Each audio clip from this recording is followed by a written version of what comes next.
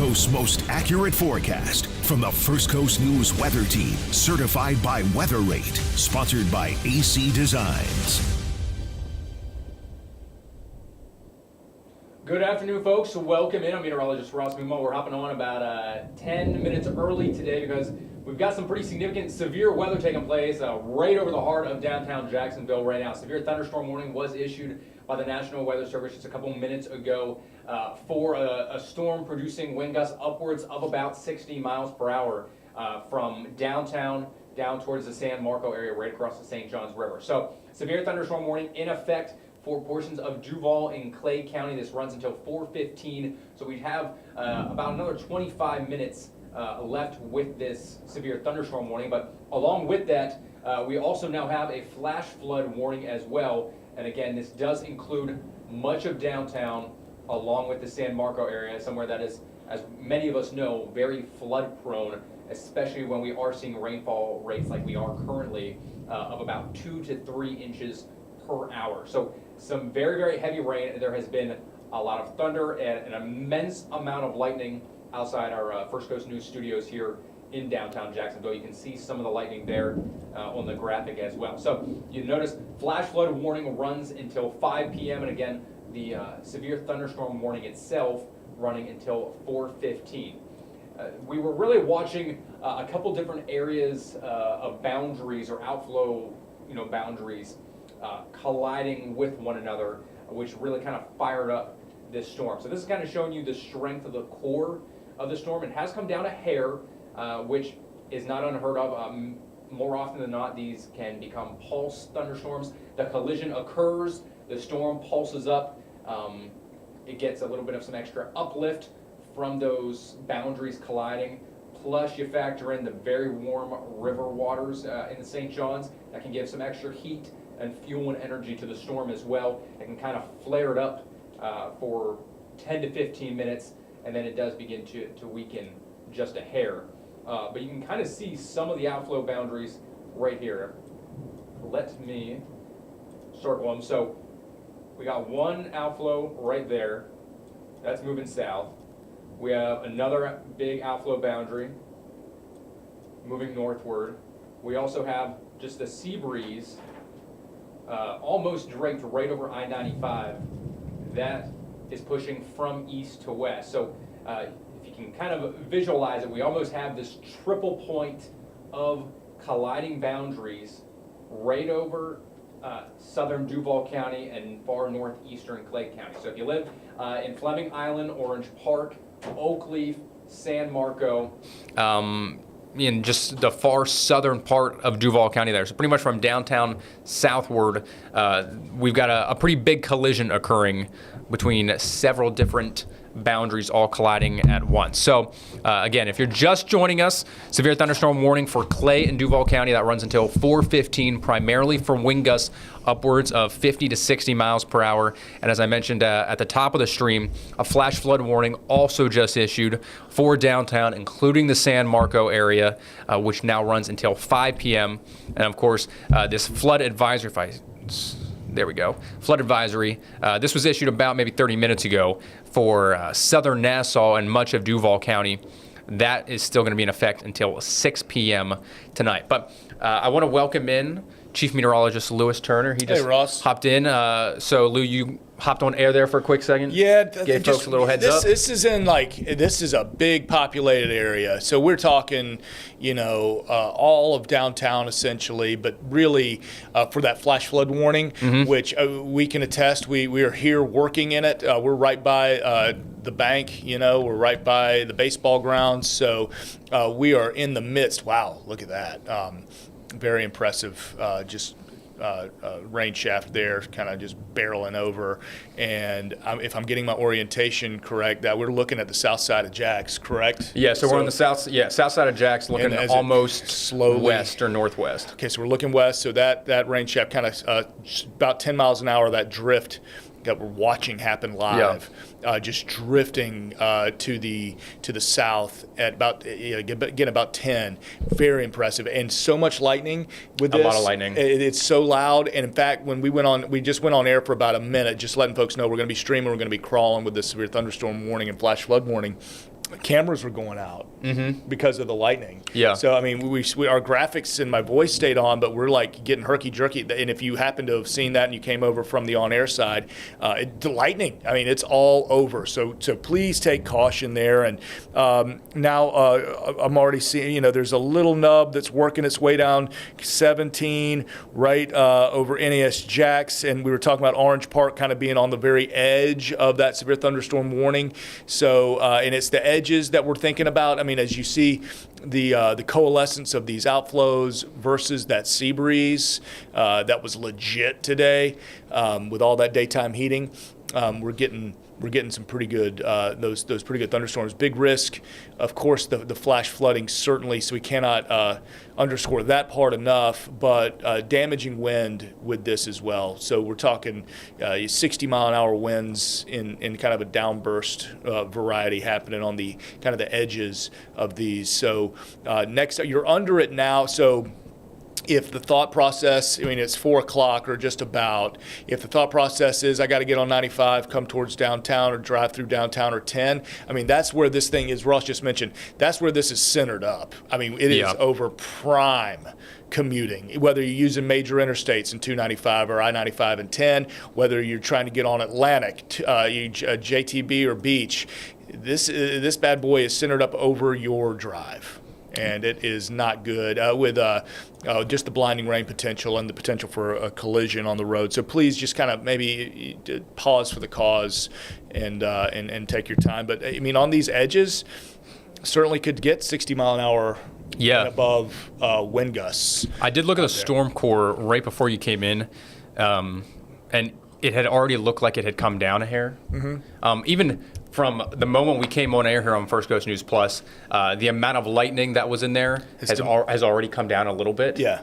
So, and I had mentioned that you can sometimes get these different boundaries colliding. It will flare up for about 10 or 15 minutes, and then because they're moving so slow, that downdraft is situated just a little bit too close to the updraft or where the uplift is occurring, and then kind of begin to spread out and weaken a little bit. And I think that's kind of what we're seeing here as well. So I'm not surprised they have a fairly short severe thunderstorm warning on this. It only runs until 4:15, and you'll notice that storm core, when we first hopped on, we had a big bright red blob just to the southeast of downtown Jax. So really in between like San Marco and St. Nicholas, there was a very strong storm core visible on the radar. That has come down a little bit, but of course we're going to need to continue to be fairly vigilant. You look out in southern Charlton County, a couple other pretty strong cores in that storm there as well, Lou. Yep, and even as we go up the beach, almost, so we, of course, keep our eye on that severe thunderstorm warning. We got another 15 minutes there. But as we go up from Mayport north towards eastern Nassau County, we're seeing, and even into St. Mary's, Kings Bay, and Camden County, pretty strong, just borderline to the severe level. Well, we're 40 to 50 mile an hour wind gusts out of St. Mary's right now, up towards Kings Bay and through Camden County. So that's damaging wind potential there as everything kind of races off towards the beach. What's happening? So we've had Aaron kind of move away. All right, so the beautiful couple of days we had, save for some rip currents in big waves, which all a matter of perspective, maybe that's beautiful to you as well. Now we've kind of shifted to, we had dry air. In fact, there is it's interesting dynamics because we've kind of got a little dry air boundary that may be enhancing some of this as well, that had kind of moved through part of Duval and through northeast Florida. But it's been overtaken by just this really warm, moist mass that has been over towards the west. So with these westerly winds that have shifted behind Aaron, and now with a front that's kind of trying to make its way here as well, and being dragged down by that low pressure, we're seeing it's just a collision of all kind of things. So that being said, that downburst potential is legit. So let's just... I was going to say, did you see we got a couple reports? Now, some of these are from elevated sensors, but we've got a 48-mile-per-hour wind gust at Everbank and a 56-mile-per-hour gust at ViStar Ballpark. So both of those are right across the street from us. So, I mean, those wind gusts are just below that 60-mile-per-hour I'm seeing a 45 that would be at Briceville, so that would be essentially your White House airfield. So on the west side. 54 NAS jacks down in Orange NAS Park. jacks. There's wow. Yeah, this is cranking out some hefty wind gusts. And a wind gust of 54 with a wind speed sustained at 32 at NAS jacks. So this is the worst weather we've had. Forget Aaron. This is as bad. I mean, as bad as we've had it in a while. Considering the dynamic sort of changing, and we're going to be in this. We got a couple of days worth. In fact, we've kind of bumped it up even for Friday, Saturday, Sunday when it comes to our weather impact alerts, and very easily could have done it today considering that thunderstorm risk. We were kind of borderline with it considering just the entirety of the coverage area. But wanting to kind of drop the confusion with Aaron relations. But, the next few days we're going to have the potential for, especially with that front dipping in, for some afternoon showers, thunderstorms that could be potentially very strong. Let's see, we've got that. Yeah, there's that 54 just being reported. And you mentioned the one at the bank at 56. Here's a time lapse from the bank. So we'll be able to see these actually just move right on in. Yeah, look at that. I mean, city almost disappears as the storm rolls in. But the winds are the part. Don't mess with the lightning, the blinding rain, the flash flooding, and the winds have been legit. So I keep saying legit. That's my crutch word today. Forgive me, folks. I'm going down kind of San Jose Boulevard. After you get out of San Marco. So I'm just kind of thinking of who's next. So as we think about this severe thunderstorm warning, if you're under it now, you're in it. You're experiencing it, so it's there, and you're thinking about how much longer is this going to last. The warning itself goes for another 13 minutes. If this whole amalgamation holds itself together, certainly could be dipping slowly into parts of St. Johns County through Orange Park in Clay. And you just got to see if it holds its act together with that collision of the sea breeze. I was going to slide right down the sea breeze a little bit now that you mentioned that. Yeah. We also got some storms rolling through St. Augustine. Oh, yeah, absolutely. And I can... So we got anyone going out to the fort or anywhere like that today? St. Augustine Beach, Volano Beach, Butler Beach, all about to see some pretty strong storms, and there's a decent amount of lightning within these as well. We'll hop over to the storm core and just look at those quick. Yeah, pretty strong core right over the heart of St. Augustine there. So estimated 30 to 40 mile-an-hour winds with this, but we'll see what updates out of the airport in St. Augustine. But they've got marine warnings, and they're within that kind of special weather statement as they kind of try to... So staying sub-severe for now. For now, but nonetheless... So over downtown St. Augustine Beach, you talk about what would be next. So Volano Beach, the folks over there are just kind of on that razor thin edge of the heaviest rainfall, but certainly hearing that thunder. So there's your warning. But Volano Beach will be up next. St. Augustine downtown's getting it pretty heavy right now, heading out to Anastasia Island through St. Augustine Beach, Butler and Crescent. You're kind of on the end of the cycle there here over the next half hour or so. And it does look like that outflow boundary is progressing rather quickly to the east. Yeah, which is good. I mean, good for just let's get this over with quick.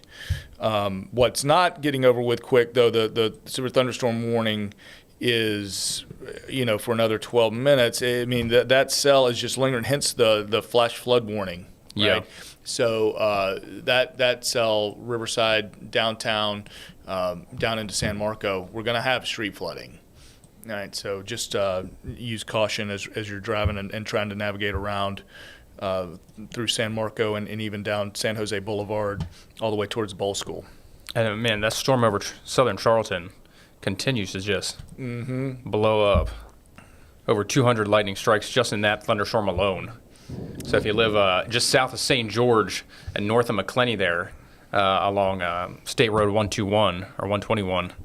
And so Baker County, so much of that activity, some of it's trying to get popping on 10. You got some isolated. Yeah, just a couple isolated. I'm just trying to think, where most people, so McClinney, Sanderson, a lot of that's just trying to just slide right to your north. We'll see if any of it makes it down. But if you're in McClinney there, just 5-6 miles really north of you is where you're going to get into the worst of it. So your house is probably shaking considering all the lightning. Well, if you just look at the different outflows pushing out, right? We got one centered over Nassau and Camden County to the north, another one on Jacksonville's south side. Probably will be watching a certain amount of that over the southern part of Baker County, like you just mentioned.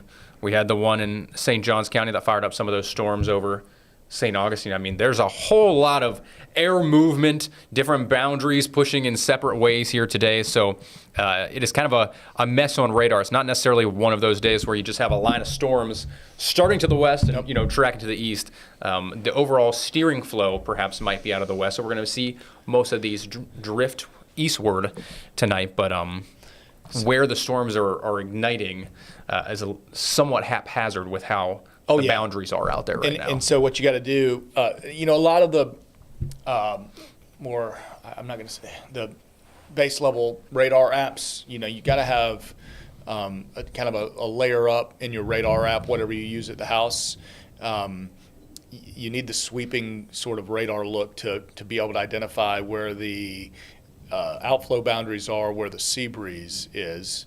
Because you needed to be a little more fine-tuned. But, if you were kind of forecasting at home and trying to say, well, where's the next one going to be developing? I mean, you look for where those fine kind of grainy-looking lines are meeting, and generally right adjacent to those lines is where you're going to get your next popper. For instance, like Oakleaf. I mean, you see just outside of Oakleaf that one little thunderstorm cell that is to the west of the severe thunderstorm, but it all kind of got triggered by two outflows sort of coming together. There you go. Yeah. From that. So you kind of watch these as that one makes its way down through Clay County now towards Middleburg. We'll see if anything else gets kind of initiated. There's that one outflow that's now kind of come south of Mandarin towards St. John's. What will it meet up with? And will it, provide enough uplift within? And you mentioned San Jose. I mean, it's building right along San Jose. Yeah, right down. It's come out of Orange Park a little bit across the St. Johns River and steered essentially over 13, San Jose, Hendricks, San Jose, and that's all the way to your interchange of 295 in Duval. So those on ramps from 13. San Jose on to 295, now into Mandarin.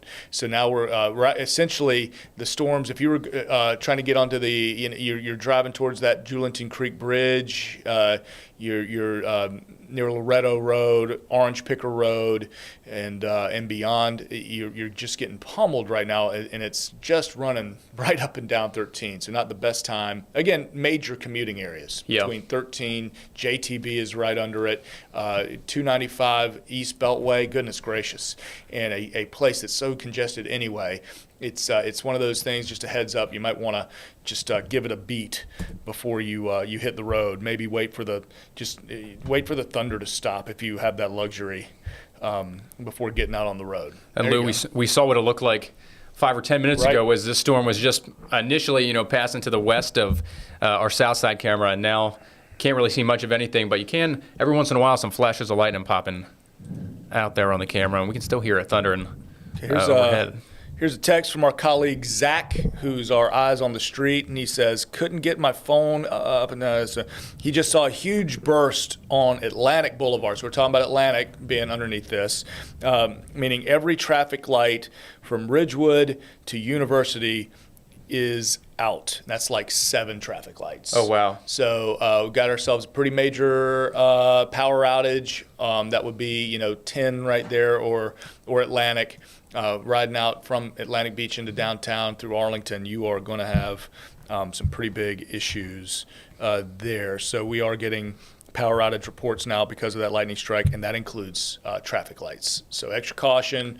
Yeah, some big issues there with that. Reminders of treating it as 4-way stops. Today's not the day to get into a collision.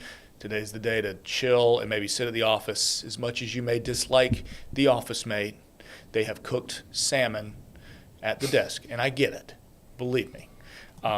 I'm not blaming Ross. Ross doesn't do that. But maybe there's others. Such a good point. It's just tough it out.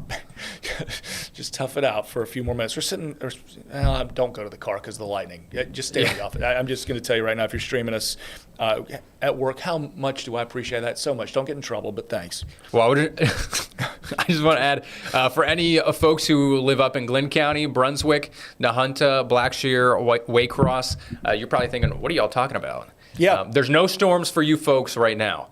And really the extent of the outflow boundaries that are colliding up there, not really firing anything off. So you guys are dry. You're in the clear now for the time being. So all the activities pretty much from the state line southward across most of our First Coast counties here. And it's a good point. We listen, part of doing the weather, part of being on TV doing the weather is emails from the public, and a lot of times we go, why don't you cover this part? Why don't you cover that part? And I just want to say I'm glad Ross mentioned Georgia because, if you're in Georgia and feeling left out, good.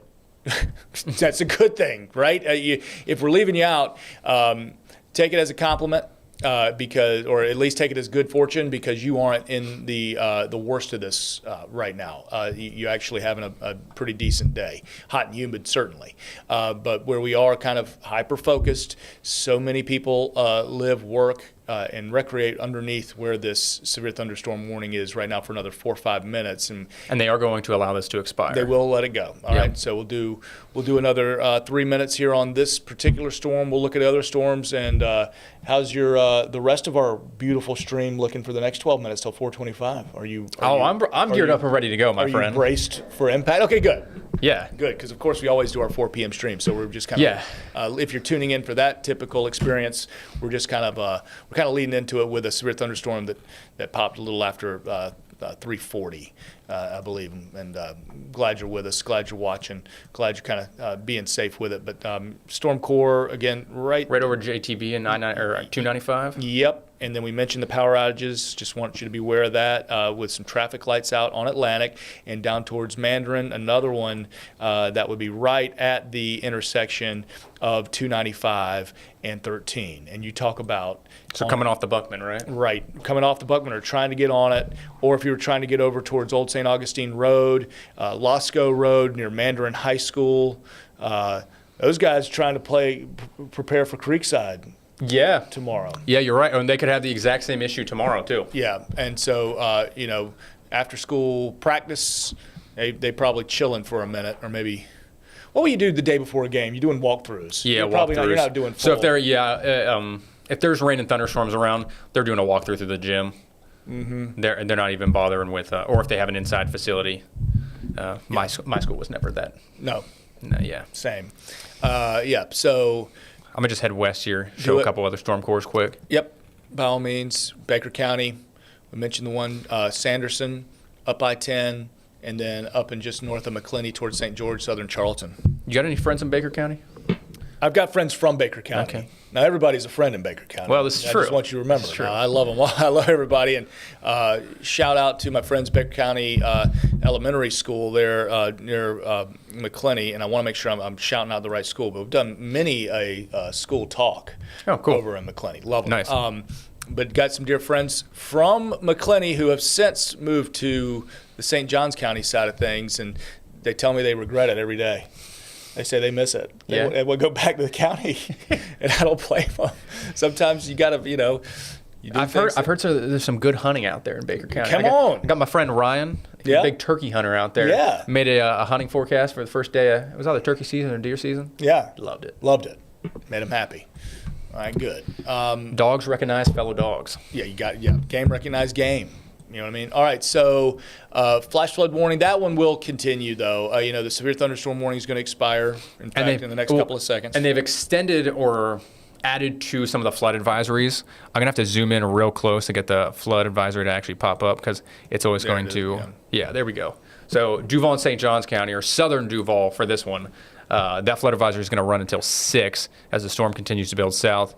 And then they also did issue another one a little bit further west, Baker, Charlton, Duval, and Nassau there for that storm just south of St. George in southern Charlton County.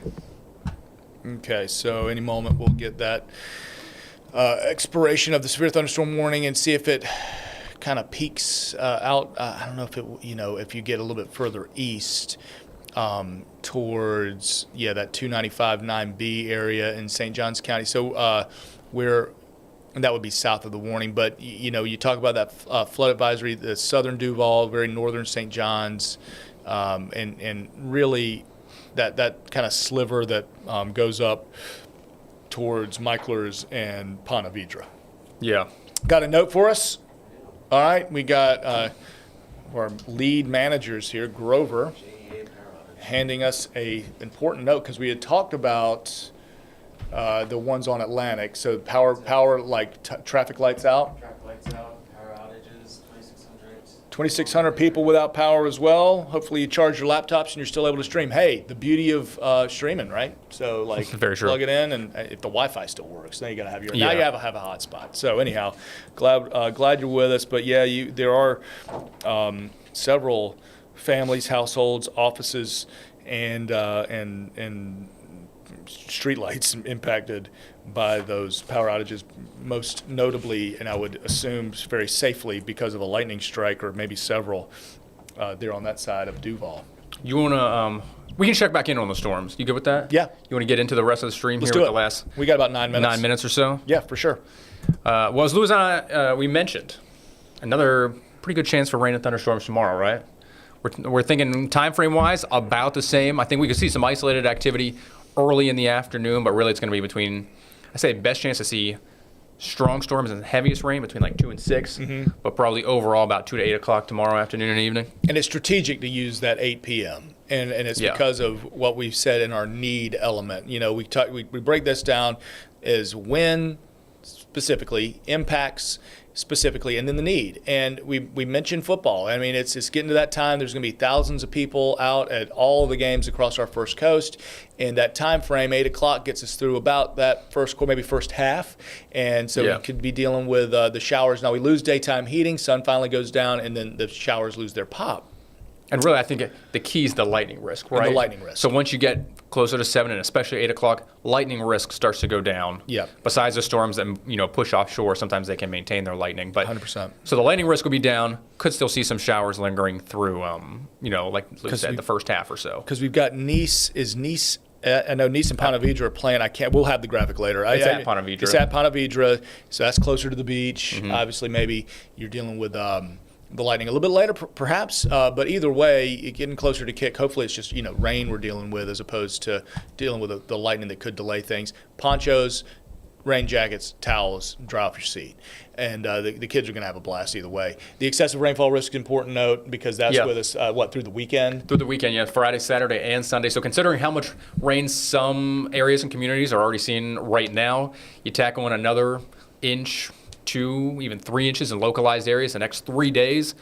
Things are going to be pretty saturated, pretty soggy out there. So we're going to have to continue to watch for that localized flooding and flash flooding concern for at least the next 3 days. Starting with tonight, continuing into your Friday. But here's a quick look at what some of the models are trying to show. So first half of the day, it's going to be hot, it's going to be humid. By noon and even 1 o'clock, not a whole lot of activity beginning to pop yet. Perhaps some more stuff out towards I-75 and the Gulf Coast, but most of us are staying dry up until about lunchtime tomorrow. But then you get middle of the afternoon, some of those thunderstorms beginning to pop. Models clearly showing that. So 3, 4, 5 p.m. So this time tomorrow, we are kind of expecting almost, the same thing with regards to coverage of storms. About 70% of us probably going to be seeing them. So scattered numerous thunderstorms through the late afternoon, early evening. The keynote there, though, was by about 6 to 7, it does show most of the thunderstorm activity beginning to wane a little bit. So storms are going to be beginning to weaken, might have some lingering showers, but it does look like most of the football games, they might have a delay, or at least a few of them could, but I think the overall lightning risk should be okay by the time kickoff rolls around at 7 p.m. So there it is. Week 1 is Sideline 25. Just mentioned Game Mandarin of the week. trying to get ready for the heat that's about to be brought their way as they go into some unfavorable conditions. The Creekside Knights are going to be eating? What are they having tonight? We have a little penny pasta tonight. It's pasta night, isn't it? Game night? Mustang meat. Oh, Mustang. I thought you meant like, what's the team dinner? Okay. We played a team called West Perry in high school, and they were the West Perry Mustangs. Oh, and have a Mustang meat? Yeah, and we were like, when we were little kids, we were like, well, we eat Mustang meat. Oh my God, that's great. They would beat us pretty handily almost every really? time. Oh yeah, but it's nice to get hyped. You got to before. get hyped. Yep. That's the fun. Yep. So what was the go-to? Did you have team dinner like the night before? Did y'all get together and have dinner? We didn't have a team dinner. This is probably going to be TMI for some folks, so I apologize. We would have a team meeting right after school on Friday afternoon in our cafeteria, and they would bring in like subs and sandwiches for everyone. I would never eat them because I knew I would be sick. Yeah. Our linemen, they would down like 5 or 6. Just a full foot-long sub, and literally within the next 30 minutes, you'd walk into the bathroom. Just sick. Guys are just letting it all out. Oh, dear. And they're all just, and I'm like, why do you guys even bother eating? The anxiety, the nerves, we're getting hyped. Similar when kickoff came around. Yeah. Couldn't put my mouthpiece in. Really? I'd have to bite down on it because I had myself so worked up and hyped up. Yeah, I was like, I'm going to be out here gagging it if I put it in. So we biting down on my mouthpiece until... you got to find... You had to get hit for that first time. Once you get your bell rung at least a little bit or you hit someone else out there on the field, then you're like, okay. The nerves are gone. Yeah, I'm gone. I'm locked in. I'm ready to go. Yeah. Yeah. Finding that competitive sort of energy later in life, how do you find that again? You know what I mean? Whether it's church league pickup basketball where you're going to tear an ACL, maybe respect. Church league softball where you're catching 90-mile-an-hour line drives off the face at third base. It's not worth it. But God's anymore. got you. Right, 100%. You know, through my recovery from a broken face. It is interesting though. I played baseball and basketball. Never got like that for those sports. It was always just like football. You got yourself so worked up and hyped up in the anxiety and nerves and everything. Yeah. It was. Oh yeah, no, absolutely. Mine was baseball. You know, baseball. If I was starting that night, if I was the pitcher. Okay. It was. Yeah. I couldn't eat, couldn't drink. That is a nerve-wracking. It was a scenario. nerve-wracking, and we were terrible. Yeah. So I was like, but and just like you said, that first 500-foot bomb, I'd give up. Like, okay, well, it's over now anyway. Yep. Let me just start throwing heat and see what happens. But the rest of our games around the area. I mentioned that Ponte Vedra game closer to the beach, but we got some great ones close to town, Riverside, and then Episcopal. I was telling Ross to sneak over in a break. Maybe you just get right across the river and go see my friends at Episcopal, and then Trinity. Always that looks like a fine game, but we do have rain icons on there, so again, we'll be here watching. Be prepared. And then the weekend. Pretty much the same story. I know we're starting to run out of some time here, so I'm going to kind of breeze through the weekend a little bit. Do it. Key takeaways. It's going to be very humid. We're going to have daily chances for numerous, if not widespread, rain and thunderstorms, both afternoon and evenings. So I believe, Lou, you mentioned this. We've got weather impact alerts not only for Friday, but for Saturday and Sunday as well. We're going to be watching for the heavy rainfall and the flash flooding risk and concern, along with some of those storms perhaps pulsing up, looking to be strong to severe potentially, especially with some of the upper level dynamics could make it a little bit more conducive or favorable for some stronger thunderstorms there by the weekend. A lot of folks could be looking at an additional 2 to 3 inches by the end of the weekend there on Sunday. I'm going to switch things up just a bit. We're going to talk tropics of hair here. Okay. Because we want to wave goodbye to Hurricane Aaron. Yep. Still a Cat 2 storm. Yep. Moving to the northeast away from North Carolina.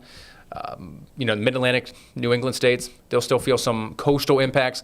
Otherwise, we're pretty much done and dusted with Aaron. And amazing in this whole life cycle, will never have made landfall.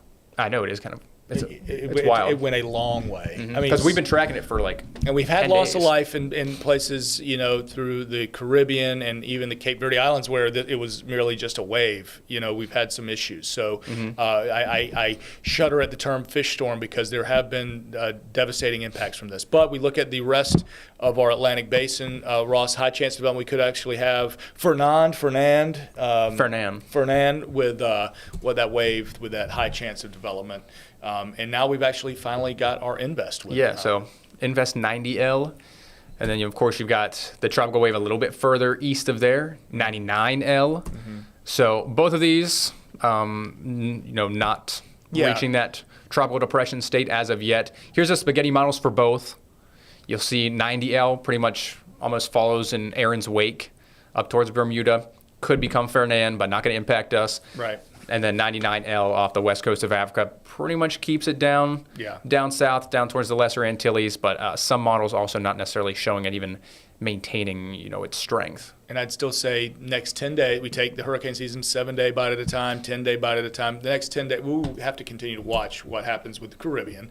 But, 10 days out, we're doing okay. Yeah, and I think the key thing to remember, we're just getting started, folks. Almost 70% of the storms that we get are between like this time and October 20th. Yep. So still a long way to go. I'm going to toss up the 7-day forecast here quick. Of course, we got the weather impact alerts this weekend. Perhaps some drier time by the middle of next week, so something to perhaps look forward to there. And let's hop back over to the radar. Okay. Are we out what time are we out? 27? 25. Oh, we're out. Well, we're out now, I guess. Okay. Well, Say bye. good Godspeed. Thank you. Are we running 1s and 2s? Thank you to Grover for coming in and handing us this urgent news bulletin. We're going to continue to track, which was power outages out off Atlantic, and we will continue to track the storms. Join us at 5 p.m. on First Coast News. Have a great one. Ross, thanks, man.